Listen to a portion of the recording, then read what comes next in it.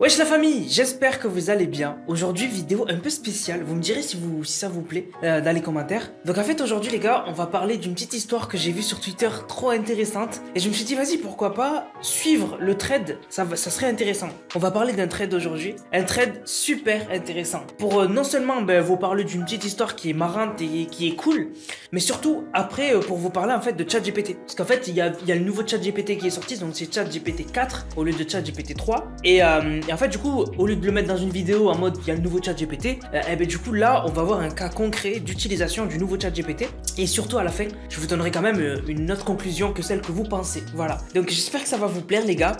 Et on est parti pour l'histoire de Jackson qui est juste incroyable.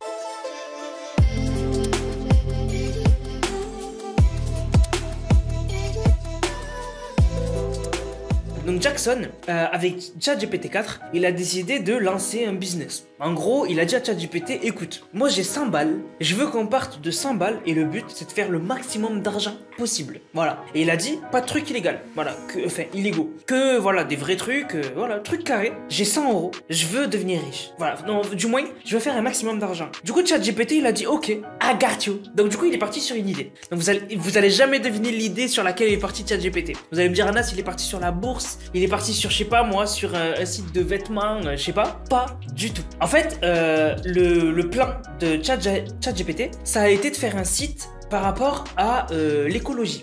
En gros, de faire la promotion de produits en fait bons pour la nature et surtout en fait des produits que tu peux réutiliser et qui sont propres, tu vois, surtout pour la cuisine. Voilà, en gros des produits pour la cuisine, mais qui sont éco-responsables et qui durent dans le temps. Donc il a dit créer un site de marketing d'affiliation proposant du contenu autour des produits écologiques durables. En gros, comment ils vont faire de l'argent? Ils vont faire la promo, donc de l'affiliation avec leur propre lien à eux sur un site vitrine de produits éco-responsables. Ça c'est tout simple. Voilà, vous avez compris. Voilà, toi tu as ton lien et à chaque fois que quelqu'un fait un achat du produit grâce à ton site web, du coup toi tu prends une commission dessus. Et là c'est ça qui est incroyable. Il lui a proposé à ChatGPT de faire une invite pour demander à une autre intelligence artificielle qui s'appelle DALL-E, elle est grave connue, de créer le logo de la marque.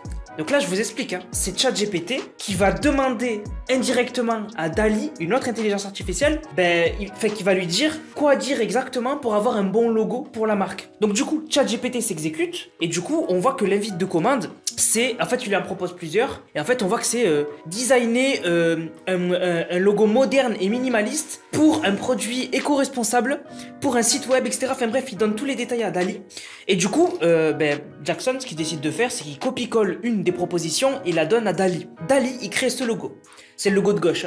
Voilà. Donc en fait, ils partent sur Green Gadget Guru, donc le nom du site. Et le site, en fait, on voit que c'est un engrenage avec une feuille dedans, enfin bref. Et en gros, à gauche, c'est le logo qu'a fait DALL-E. DALL-E, il va pas te créer le logo avec parfaitement le titre de ton site ou de ton produit. Il te donne l'image en global, après c'est à toi quand même de la retravailler sur Photoshop. Donc ce qu'il fait Jackson, c'est qu'il prend l'image de gauche, il la retravaille sur Photoshop pour être le plus proche de ce qu'a fait DALL-E. Ça donne le logo de droite. Donc il va partir sur ce logo pour le site.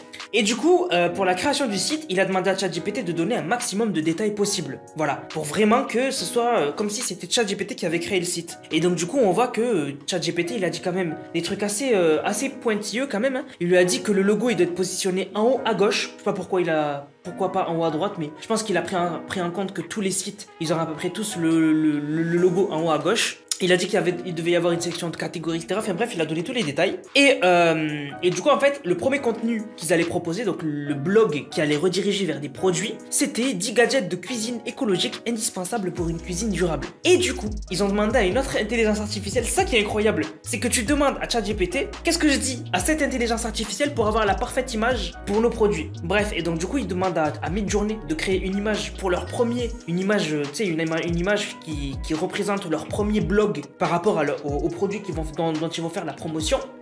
Et du coup, Midjourney leur a fait cette image. Voilà, donc c'est l'image que vous voyez depuis tout à l'heure. En fait, on voit une sorte, voilà, c'est un peu bizarre, mais on voit une sorte comme un peu un avocat. On voit des ustensiles de cuisine qui ont l'air éco-responsables. Il y a du verre et tout. Vraiment, voilà, Midjourney a géré. Midjourney, c'est une autre intelligence artificielle que je kiffe ma race. Voilà.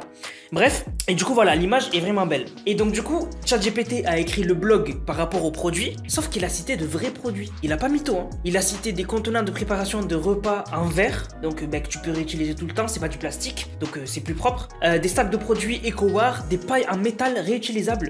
Enfin bref, vraiment, il a fait un article parfait, ChatGPT 4, donc pour la promotion des produits que vous avez lus. Et après, les gens, s'ils achètent via le site, avec leur lien d'affiliation, et ben du coup, ils vont faire de l'argent. Et du coup, là, pour le moment, là, il y avait juste le site, ils ont pas fait la promo. Et donc du coup, il a demandé à ChatGPT, on met combien dans la promo? Et ChatGPT, il a dit, on va mettre 40 balles. Non mais c'est un truc de ouf, on parle à une IA qui tu lui dis, on va mettre combien de budget publicité et tout, il te dit. Voilà, il a dit, on va mettre 40 balles sur Facebook Insta. Voilà, donc il part sur la promo Instagram, et du coup, le site, il le met en ligne. Voilà, donc le site, vous pouvez le consulter, alors il marche pas. Voilà, il est nul. C'est-à-dire que même pour cliquer sur le blog et tout, j'ai pas réussi, moi ça marchait pas. Donc peut-être que depuis, il y a eu un petit souci ou quoi, mais voilà, pour l'instant, le site, c'est juste une page, une première page, il y a rien de ouf. Bref, et du coup, en fait, le thread dont je vous parle depuis tout à l'heure, il a fait sensation sur Twitter. Il y a eu des tweets qui ont été vus plus d'1 million de fois. Et donc du coup, il a dit à ChatGPT, en fait, déjà merci pour la publication du site, mais il a dit à ChatGPT, tu te rends pas compte, mais là sur Twitter, je commente tout ce qu'on fait et on est devenu viral. Vraiment, tout le monde parle de nous et tout. Est-ce que tu as un message pour les gens de Twitter? ChatGPT, il a dit, non mais c'est incroyable, salut l'équipe de Twitter et tout. Il a fait un message pour Twitter, pour des humains. Il est conscient que ça... Enfin, il a compris que c'était devenu viral et que tout le monde suivait cette histoire. C'est aberrant. Moi, ça m'aberre. On est... Je crois que ChatGPT, ça a fait le buzz et tout depuis quoi? 4, 5, 6 mois? Même pas. 4-5 mois. On n'est même pas à 1 an de ChatGPT que tu peux faire déjà des dingueries comme ça. Donc du coup, bilan, du coup, ils sont à 163 $. Donc ils ont mis 100 $ pour le site. Ils ont reçu 100 $ d'un investisseur. Et du coup, ils ont dépensé 8 $ dans le nom de domaine et 28 $ pour l'hébergement du site. Donc en gros, ils sont à 163 balles. Donc pour l'instant, tout va bien. Ça se passe bien. Franchement, ça se passe bien. Bref, quelques jours plus tard, je vous épargne le détail d'autres tweets. Quelques jours plus tard, ils en sont à 1378 $. Donc le solde précédent, c'était 878. Donc on voit quand même, il y a eu un bout de chemin qui s'est passé. Donc il y a eu un investissement de 500 $. Donc il y a des mecs qui ont investi pour 500 $. La société, elle est évaluée à 25 000 $. 25 000 balles quand même. Du coup, voilà, ceux qui ont investi 500 $, ils ont pris que 2% de l'entreprise. Donc du coup, ben, 500 $ pour 2%, ça a été évalué à que genre le 100% vaut 25. Voilà. Donc du coup, pour l'instant, ils prennent plus d'investisseurs. Et du coup, pour l'instant, voilà, ils attendent de voir le site, etc. Ce que ça va donner. Donc petite histoire, très marrant. Voilà. Je sais pas ce que vous en avez pensé. Je trouve ça incroyable.